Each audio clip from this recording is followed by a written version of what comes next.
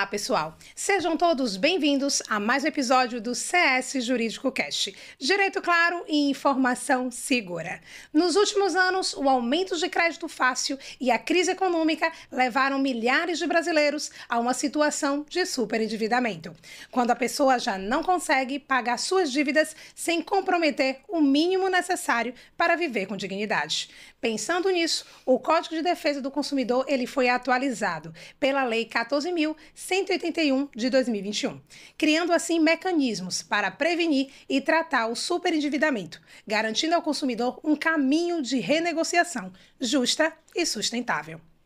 No episódio de hoje, vamos entender como essa legislação pode ser aplicada e quais os direitos do consumidor superendividado e de que forma o Poder Judiciário ele vem atuando nesses casos. E para falar sobre esse tema muito relevante, atual e necessário, recebemos aqui um convidado muito especial, o Dr. Leandro Loyola. Seja bem-vindo, doutor. É um prazer tê-lo aqui. Seja bem-vindo também, doutor Nelson, mais uma vez aqui conosco para tratar de uma temática tão relevante, tão atual, não é? E necessária, não é, doutor Leandro? Sobre superendividamento. É algo que está, infelizmente, presente e muito, né, na vida das famílias brasileiras. Mas para que os nossos ouvintes possam te conhecer um pouco mais, conta para a gente quem é o doutor Leandro Loyola. Qual é a tua trajetória dentro do direito do consumidor? Então, primeiro agradecer, doutora Ana, pelo convite, dizer que é uma oportunidade muito necessária, na verdade, de debater esse assunto importante que envolve toda a nossa sociedade, onde nós percebemos que muitos consumidores vivem essa crise, né, que acaba atingindo também a nossa realidade atual. Bom, meu nome é Leandro Loyola, eu sou advogado, atuo na área do consumidor e há 3 anos praticamente, quase na verdade, estou dentro do PROCON, que é a Superintendência de Proteção e Defesa do Consumidor, atuando na coordenação de fiscalização.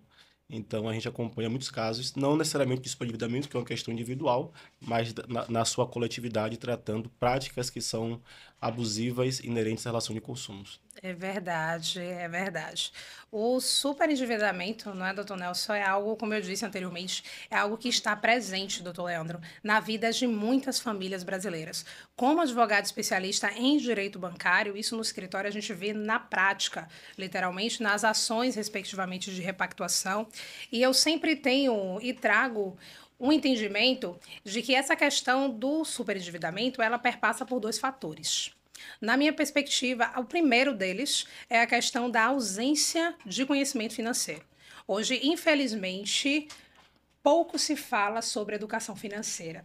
Geralmente a maioria da sociedade não tem noção sobre a questão do impacto do dólar dentro da nossa economia, não tem noção que a Selic está em 15% e como isso impacta automaticamente a nossa vida econômica, certo? Então, todos esses fatores influenciam, né, essa questão, e muitos não detêm da questão do conhecimento, respectivamente. E o outro fator que eu não posso deixar, né, como advogada, de mensurar é em relação à questão das irregularidades contratuais, que a gente vem, né, infelizmente, né, constatando isso a partir de cálculos, a partir da nossa vivência mesmo, como advogado, por parte da questão das instituições bancárias, não é isso? Em relação à questão dos contratos, eu sei que vai ter muito pano para manga para a gente conversar, para a gente desenvolver, né? Visto que nós atuamos, né, respectivamente nessa área do consumidor. Isso é bom. É uma maravilha. É um conjunto doutor. de coisas, na verdade, que nós podemos observar, como você bem colocou. O CDC, antes mesmo da lei que vai tratar sobre superendividamento, já fala sobre a informação clara para o consumidor. Então, na verdade, essa legislação atual que vai falar sobre o superendividamento, ele vem reiterar alguns direitos que já é garantido pelo consumidor desde o Código de Defesa do Consumidor, que completou 35 anos agora, inclusive, nesse mês de setembro. Então, a informação clara, precisa, transparente, é um direito garantido pelo consumidor e que vai ajudar justamente a se policiar, conhecer melhor seus direitos e ter esse cuidado, sobretudo no que diz respeito ao consumo consciente, que é o que vai, por outro lado, gerar, infelizmente, esse superendividamento. A questão também, doutor, da disponibilização de crédito fácil. Exatamente. Né, por parte das instituições bancárias, a gente vê realmente esse nível de coerção, né, em relação à questão dos consumidores, tanto para aderir à operação financeira, respectivamente, Perfeito. como também após, né, quando ele já se encontra no viés de superendividamento em relação às cobranças, à coação, né, é uma pressão psicológica. Eu sempre falo no escritório e converso com todos os colaboradores. Quando adentramos em relação à questão de cálculo pericial, verificação de taxas, realmente é um mundo. E eu falo com eles, não são apenas números, Claro. mas são pessoas. Perfeito. É a dignidade de uma pessoa e a gente precisa realmente ter uma estratégia e com isso, automaticamente, a gente consegue ajudar famílias literalmente a sair desse nível de superendividamento e adentrar automaticamente a questão da dignidade, certo? Falando sobre a lei de repactuação, né, doutor Leandro? No teu viés, né, considerando a tua atuação prática, no PROCON, tudo isso, quais são os primeiros critérios para que a gente possa visualizar, para que os nossos ouvintes entendam respectivamente, certo? Quais são os primeiros critérios para identificar esse superendividamento? E quais são, podemos dizer, as primeiras medidas que o consumidor ele pode tomar? Assim. Muito boa a pergunta. Você falava, inclusive, da questão dos assédios por parte da instituição financeira, que é o que acontece em tese, né? São muitas propagandas, publicidades, que o próprio código também já traz como previsão, que induz ao consumidor a achar que tem aquele valor, aquele saldo ali disponível, mas na verdade não imagina o risco que corre de estar adquirindo, de estar fazendo aquele contrato e se prejudicar não só a ele como pessoa, mas a família como um todo também de modo particular.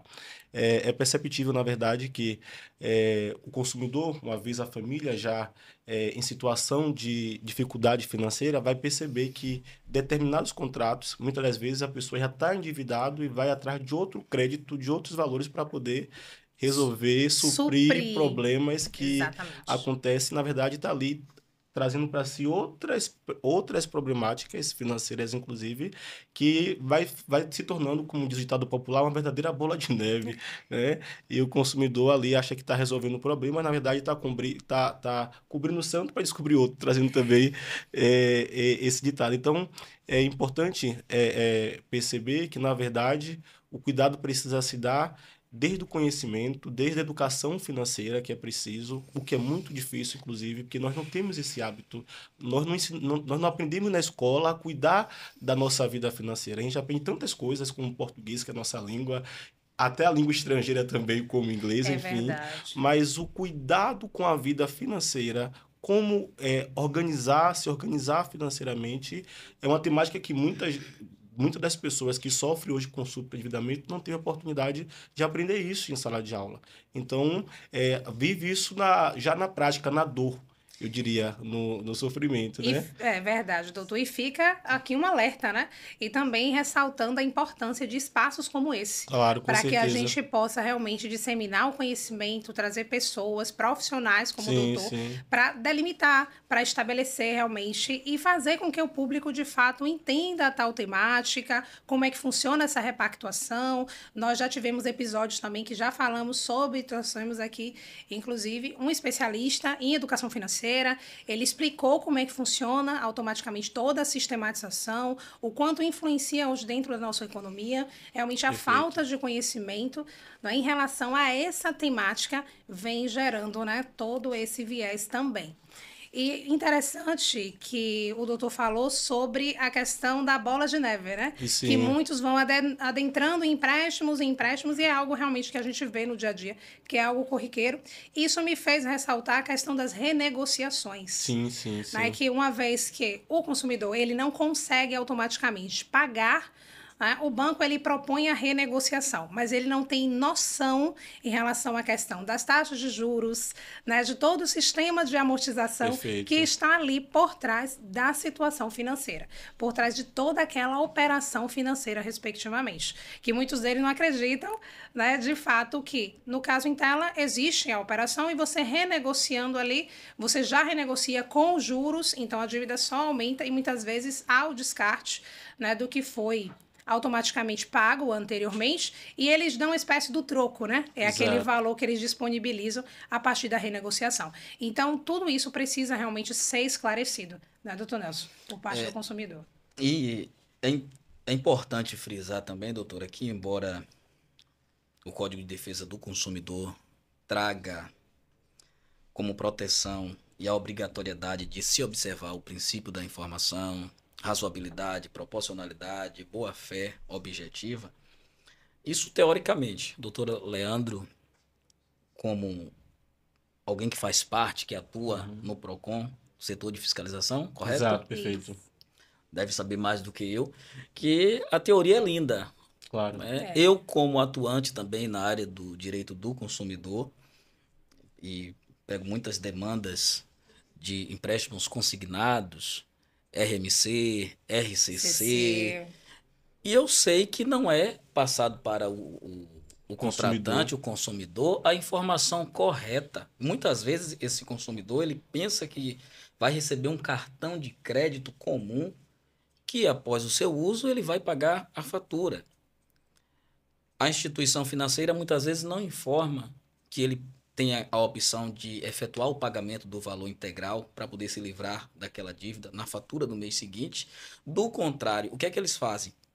Cobram o valor mínimo e faz o refinanciamento do valor faltante. E isso vira, como Os já juros falou aqui, E os juros exorbitantes, sobre uma juros. bola de neve.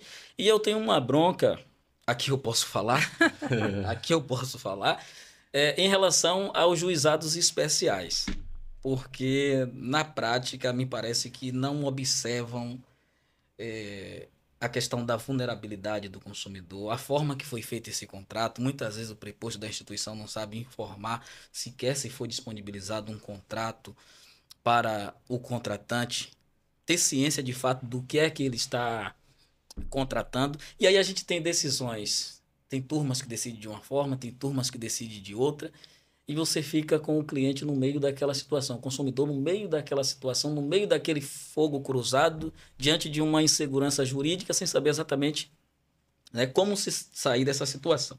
E diante disso, eu quero aproveitar para fazer uma pergunta ao doutor Leandro, com base nessa lei 14.181 de 2021. Quais são os direitos assegurados ao consumidor superendividado nesse processo de repactuação de dívidas? Primeiro é importante dizer, como vocês colocaram, né, com relação ao que traz, o que gera justamente o superendividamento. Primeiro, entender quem é o consumidor que tem direito, porque é outro ponto importante. Não é qualquer compra, não é qualquer relação de consumo que vai gerar esse claro. direito para o consumidor de ter sua dívida, por exemplo, renegociada. No PROCON é muito comum, inclusive, nós não temos ainda um setor de para tratar especificamente do setor de superendividamento. Não há uma coordenação específica, muito embora o PROCON municipal já tenha essa expertise de tratar até mesmo com o setor de cálculos, inclusive. E é uma parceria que faz junto com a Defensoria Pública do Estado, uma parceria que tem ajudado muitos consumidores baianos nesse caso. Então, o direito do consumidor, sobretudo, como nós já conversamos, é ter informação clara, é ter informação precisa, é saber que tipo de contrato está sendo celebrado. Saber quais os seus direitos, ter informações que o próprio código vai trazer, os critérios que precisa ser estabelecido para que o consumidor não venha a ser de fato lesado ou ludibriado. É uma prática, inclusive, abusiva por parte das instituições financeiras assediar os consumidores, oferecer crédito de forma insistente ou até mesmo informar para o consumidor que vai fornecer um determinado crédito sem consulta prévia aos cadastros. Pessoas, né, naturais. Então, é uma outra publicidade também que o próprio artigo 37 do Código de Defesa do Consumidor já estabelece como abusiva, e a própria lei que vai tratar sobre o superendividamento vem reforçar isso. Vem, na verdade, reiterar aquilo que já está previsto no Código de Defesa do Consumidor. É proibido qualquer tipo de publicidade que venha induzir o consumidor a erro, que venha, de alguma forma, ludibriar o consumidor, eu diria. Então, qualquer tratativa, qualquer tipo de informação que gere para o consumidor uma ideia falsa daquilo que ele está contratando, isso pode ser também combatido. Então, a informação é importante, o assédio ele é repudiado pela legislação consumerista e, é claro, o consumidor, por sua vez, também tem o direito, entendendo que está vivendo um momento de crise, buscar também ajuda, que é o mais importante, buscar ajuda de profissionais especialistas na área, como a doutora, que já tem essa experiência, já tem esse trabalho, enfim, então buscar ajuda de profissionais, de órgãos de proteção e defesa do consumidor, de modo particular, exemplo do Procon, como já foi citado. Hoje, muitas instituições também já oferecem cursos, Sim. doutoriana, para justamente ajudar o consumidor a entender o seu direito e a como se organizar, porque esse é um problema que não diz respeito somente ao consumidor, interfere em toda a sociedade. É uma crise econômica, na verdade, que acaba gerando uma série de problemas, exatamente, que vai sofrer o consumidor, naturalmente, a sua família também, traz além de problemas sociais e jurídicos, problemas também de saúde, eu até ousaria dizer, poderia se citar também nesse sentido, mas aqui o caso em tela é o direito. Então, é importante que o consumidor, ao perceber que não consegue arcar com a sua responsabilidade, o consumidor de boa fé, é importante dizer também. É verdade. Então, o consumidor que adquire a dívida, já sabendo que não vai conseguir pagar, ele já não é contemplado também por essa prerrogativa, por esses direitos previstos. Então, é importante entender que a pessoa ela precisa ter a boa fé ao adquirir, entender que ela está fazendo aquela contratação naquele momento sabendo que pode pagar, mas aí pode acontecer um fato que vai fugir do controle, um desemprego, por exemplo. É uma circunstância alheia, É uma à vontade. circunstância perfeita que não está na sua programação e naturalmente vai desencadear também essas possibilidades que pode acontecer o superendividamento. Então, é importante dizer que para garantir esse direito, enquanto você comentou do consumidor vulnerável, eu usaria dizer que o superendividado ele é hipervulnerável, porque ele vive numa situação muito mais complexa, onde sua renda já está comprometida e dificulta garantir justamente o princípio fundamental, que é não fazer com que ele perca o seu direito de manter um mínimo existencial. A exemplo de pagar, de arcar com as suas responsabilidades mínimas para poder sobreviver como cidadão. Então, entender que o consumidor, mais do que vulnerável, o consumidor superendividado, ele é hipervulnerável, levando em consideração a sua situação financeira perante a sociedade, que ele perde também a possibilidade de obter crédito na sociedade, ele fica impossibilitado, gera um certo bloqueio social. Então, é o cuidado que nós, enquanto operadores de direitos, precisamos ter para ajudar também a esses consumidores que devem nos procurar também para poder ter orientação digna e que ter acesso à informação clara, como você bem colocou, doutoriana. Muitas das vezes o consumidor vai em busca de um empréstimo, às vezes para investir. Que bom quando é para investir ou algo parecido, muitas das vezes é para poder resolver um problema financeiro já de outras problemáticas. Então, na necessidade de ter aquele problema para resolver, não se atenta ao contrato, não se atenta aos juros, à forma como está sendo estabelecido aquele benefício e acaba, por outro lado, trazendo mais prejuízo para o consumidor. Isso é uma verdade, viu, doutor Leandro? Claro que existem inúmeros fatores, como a gente vem conversando aqui, que vai corroborando para a ideia do superendividamento, mas principalmente quando o senhor menciona em relação à questão do viés psicológico, a necessidade, muitas vezes, de suprir uma dívida, ele acaba adentrando. E diante de todo esse cenário emocional, ele não tem, podemos dizer assim, o entendimento, né, a expertise, por assim dizer, de verificar realmente os termos do contrato, tudo isso. Mas, além disso, eu vou um pouquinho mais no seguinte sentido, que infelizmente hoje, e eu posso falar isso com propriedade, porque eu já milito há um bom tempo na seara de direito bancário, infelizmente as instituições bancárias, elas vêm com inúmeras irregularidades contratuais, entende? A gente, hoje, dentro do escritório Couto Silva, nós temos uma sistematização, certo? Quando adentra uma ação bancária, eu não simplesmente vou, como por exemplo, a questão de uma repactuação a priori. Existe uma fase, existe um procedimento. A primeira fase, a gente procede na questão da encontrar as irregularidades, as falhas contratuais. Porque muitos, até por ouvir falar em relação à repactuação, que está muito no auge, não é? Então, muitos vêm ao escritório buscando repactuar. E foi o que eu estava conversando na semana passada com o cliente especificamente. Claro, a gente repactua. Mas como advogada, eu te oriento. Antes de repactuar, vamos revisar. Claro. Certo? Porque não adianta a gente repactuar valores que estão irregulares. Então, a gente precisa verificar. Então, como é que funciona? Só em linhas gerais, para que o doutor entenda. Nós temos a primeira fase, que é uma fase de investigação bancária.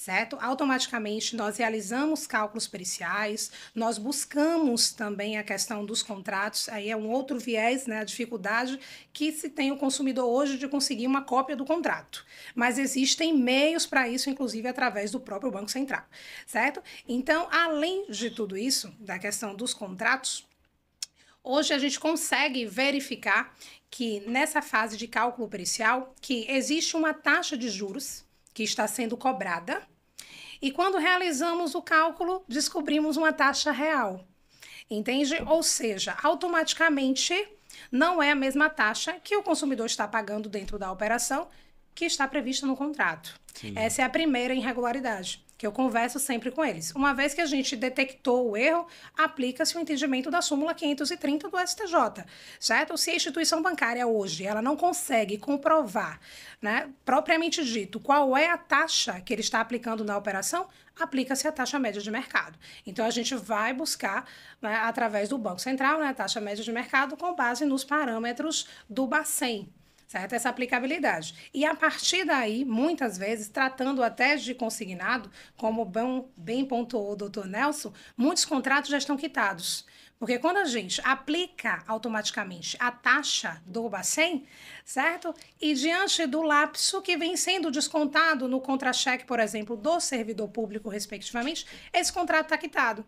Por isso que nós temos a estratégia de verificar essa questão da primeira fase de revisão e a partir daí, como eu converso sempre com eles, a partir do momento que temos realmente o valor propriamente dito, o valor devido, a gente vem e repactua, porque aí sim, a gente vai conseguir repactuar de acordo com a tua possibilidade financeira, de acordo com os parâmetros legais, certo? E aí sim, você vai conseguir ter uma maior dignidade, vai conseguir pagar, entendeu? Em relação à questão das tuas despesas. Então, existe todo um viés que a gente precisa esclarecer e aproveitar esses momentos, espaços como esses, para que a gente possa esclarecer. Um ponto que a gente sempre discute e gera, muitas vezes, para o consumidor a questão de se assustar, por assim dizer, em relação à questão de duplicidade de IOF. Hoje, infelizmente, eu não falo nem o consumidor em geral, mas muitos profissionais mesmo, advogados, que atuam na área, não têm dimensão, porque em mesa de audiência eu mencionei e o advogado fez assim, não existe, doutor. Eu fiz assim, eu vou te mostrar agora no próprio site do Banco Central, certo? Ou seja, de acordo com o entendimento do Banco Central, todos os encargos financeiros estão embutidos em taxa de juros, certo? Então, a partir do momento que o banco ele disponibiliza aquela taxa junto ao Banco Central, ali está todos os encargos financeiros. Entende? Não tem o porquê, em apartado, o banco cobrar IOF.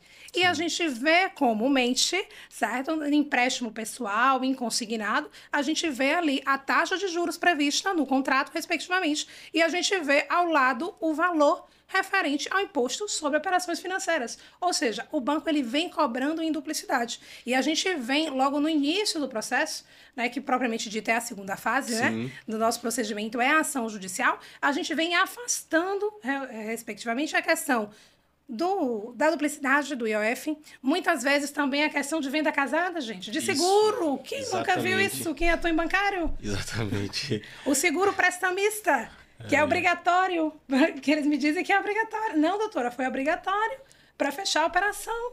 Se eu não adentrasse ao seguro, automaticamente eu não ia conseguir ter o crédito. Agora tem uma coisa interessante aí, diga, desculpa doutor, interromper, nessa questão do seguro prestamista, porque há uma finalidade, não é? Sim, claro. Há uma finalidade nesse seguro prestamista e, a depender do caso concreto, talvez seja interessante. Tudo bem, desenvolva, doutor. Entretanto, haverá oportunidade para o cliente, né, ou para o consumidor, a gente fala cliente pensando como advogado, mas no geral a gente está falando do consumidor. Sim, claro. Haverá oportunidade para ele discutir essa questão da venda casada. Mas no primeiro momento, talvez seja interessante. Exemplo, se ele vir a falecer, se foi um... Sim, é uma hipótese. Mas existe algumas situações que... Eu vejo outros casos também de vendas casadas, além do seguro, né? A questão do seguro, que no meu viés, é atrelar, doutor Nelson. Entende? Tornar obrigatório. Isso, e tornar obrigatório. Mas só para eu esclarecer meu ponto, que eu não... Tudo bem. Só para eu esclarecer, o que eu quis dizer é o seguinte, numa hipótese de, vamos supor, que é um financiamento de veículo. Sim. Você tem ali um seguro prestamista. Na hipótese de falecimento, quita-se aquele bem e os familiares vão usufruir desse bem, tá? Então, assim, eu penso que o consumidor, em uma situação como essa, ele pode, observando o Código de Defesa do Consumidor, o prazo para poder discutir essa questão e deixar rolar até um determinado momento, tá? E depois ele vai discutir isso. Caso algo trágico aconteça, Não, você está entendendo a minha lógica? Entendi, doutor Nelson, sem sombra de dúvidas, né? Automaticamente, havendo algo trágico, em relação a ele vai ser beneficiado por conta do seguro. Exato. É uma possibilidade que o consumidor pode ou não pode ser beneficiado. E se ele não for, ele vai poder discutir isso. O problema, isso. doutor, aí Mas ele tem que ter a opção de escolha, Nelson, no momento. Não, isso eu sei, mas a questão dele discutir, só de novo, a questão dele discutir isso posteriormente é porque ele tem como provar que ele não teve essa opção. Não, isso sem sombra de dúvida. Então, em um determinado momento, ele vai dizer, ó, eu não morri, eu tenho um tempo ainda, não prescreveu, eu vou discutir essa questão aqui pela via judicial. Sim. É nesse sentido que eu tô... Com certeza. Porque assim, eu vivo jogando. Se a instituição financeira quiser tirar vantagem e achar que pode me forçar uma venda casada, eu vou permitir. Mas em um determinado momento eu vou me insurgir. Agora, é claro que ele... É um advogado. Eu tenho ele já tem conhecimento. Exatamente. É um consumidor que já tem conhecimento dos seus direitos. Agora, a gente não pode acreditar que um consumidor idoso, por exemplo, volto a dizer, um caso de hipervulnerável, passamos por uma situação dessa agora recente. Uma senhora, ela se acidentou na sua casa, ela precisava reformar a casa de telha, enfim, já pega pela dificuldade mesmo da pessoa. Era uma casa de telha, ela precisava reformar a casa e não tinha recurso. Tinha acabado de conseguir a aposentadoria. Então, foi até o banco, conseguiu um empréstimo consignado. Ela foi no banco só solicitar o empréstimo consignado. Junto com o empréstimo consignado, ela saiu com um seguro de incêndio e com títulos no plural, de capitalização. Então, quando você pega determinadas situações, é abusivo mesmo. Sim. E traz para o consumidor casos de superendividamentos. Porque imagina, ela saiu com 2 títulos de capitalização, embora o empréstimo dela não ultrapassasse o teto de 30%, ou seja, respeitando aquilo que é previsão legal, mas quando você soma os seguros, para que ela vai querer seguro de incêndio? Se a casa dela, inclusive, é de telha, compreende? Ela foi justamente pedir o empréstimo para poder reformar e parar, por outro lado, de adentrar água na sua casa. Título de capitalização, será que ela sabe o que é o título de capitalização? Uma senhora de 65 anos, recém-aposentada, compreende?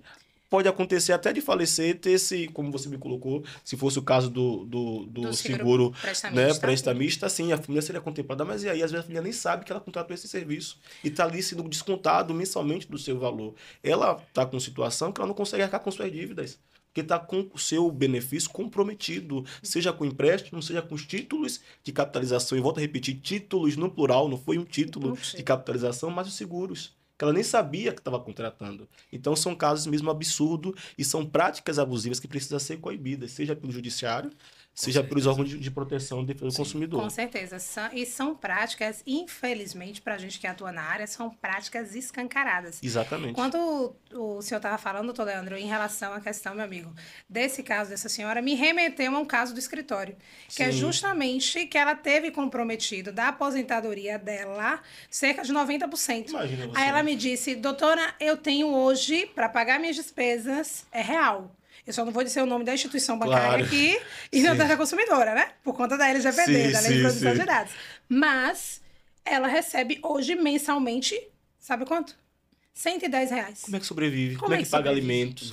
As contas básicas. E o problema é que a gente sempre vai ter um caso... E o filho ainda me disse, eu não tinha conhecimento, doutora, que a minha mãe tinha aderido a tal empréstimo. Você... comprometendo mais de 90% praticamente. Não tem como sobreviver. Você trouxe... Como é que paga conta de água, conta de luz? É o básico, o essencial. Você trouxe essa situação e eu também tenho um semelhante, que seria de pensão por morte, benefício em torno de R$2.500, e a beneficiária hoje recebe menos de R$500, R$400 e fração. Imagina. Isso aconteceu porque, dado o limite de empréstimo consignado, o que a instituição faz? Você recebe o seu benefício aqui na instituição e aí eles fazem um empréstimo pessoal para descontar na conta corrente assim que o benefício É disponibilizado. Então você vê que há muitas abusividades que precisam ser de fato combatidas. Toda uma estratégia, né, da instituição bancária. E mais uma vez eu trago a questão do alerta e da importância de ter o conhecimento, né, seja em relação à educação financeira, seja em relação principalmente a seus direitos como consumidor, porque a partir do momento que você detém o conhecimento, você age de forma muito mais assertiva, muito mais consciente. Exatamente, doutor. Caminhando para o final do nosso episódio, doutor Leandro, nós sempre aqui abrimos um espaço para que o convidado deixe uma mensagem para os nossos ouvintes, para os nossos consumidores. Qual seria a mensagem, a orientação também especificamente? O superendividamento é uma temática que, se nós fôssemos deixar, levaríamos a tarde toda para falar sobre a respeito, né? Mas, infelizmente, o tempo não nos permite. De qualquer forma, dizer para os consumidores que nos acompanham que fique atento ao tipo de contrato que celebra, busque estudar primeiro, antes de assinar qualquer tipo de contrato, procure um operador do direito, um advogado, para ajudar, para orientar, especialista de preferência na área que tenha conhecimento naquela causa específica, e buscar também estudar mais, além daquilo que nos propõe enquanto a rede de ensino como um todo, e atrás de canais também, como até instituições financeiras que já oferecem cursos para justamente nos ajudar a compreender melhor como bem organizar a nossa vida financeira. Então, não pense duas vezes, conheça seus direitos e procure sempre a ajuda de um especialista. É verdade, doutor Leandro. Nós agradecemos, né, em nome de toda a equipe do CS Jurídico Cast, a tua participação aqui. Realmente foi uma aula, muitas dicas. É uma temática bastante relevante, como eu disse inicialmente, e necessária, né, para que a gente possa discutir e trazer mais conhecimento sempre, né, aos nossos ouvintes. E você que nos acompanhou até aqui, como sempre, compartilha, curte, se inscreve no nosso canal, ativa o sininho, porque aqui no CS nós temos o lema: onde o direito é ponte, não há barreira. Até o próximo episódio.